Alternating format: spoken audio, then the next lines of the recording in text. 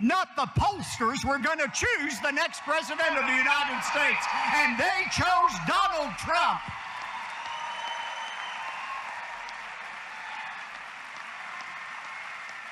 You know this. You've heard it often.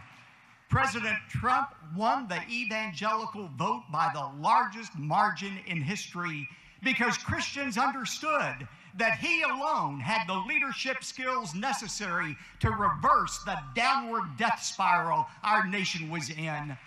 And since that time, everywhere I go, I find that people are even more excited about President Trump than they were on Election Day.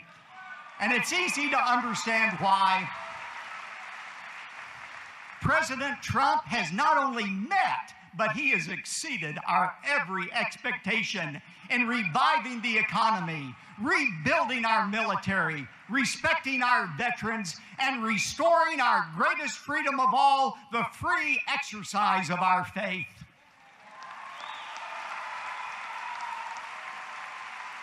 President Trump has done more to protect religious liberty than any president in United States history, and we are grateful to him for that. You know, the single greatest honor of my life was when President Trump invited me to deliver the sermon at St. John's Church on the morning of his inauguration. And in that message, I said no president has ever entered the Oval Office with as many natural gifts and leadership abilities as President Trump. But I also noted that President Trump would be the first to say that natural ability alone is not enough to meet the awesome challenges of that office. And that is why President Trump, like every American president, has sought God's supernatural help. You know, I will never forget that message so many of us saw that the president tweeted from Israel several months ago. Do you remember the picture? It was a picture of President Trump standing in front of the Western Wall. His head was bowed.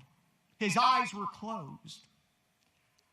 And at the bottom of that tweet, he wrote, "I am asking for God's wisdom." That is one reason I am so enthusiastically supportive of this president. You know,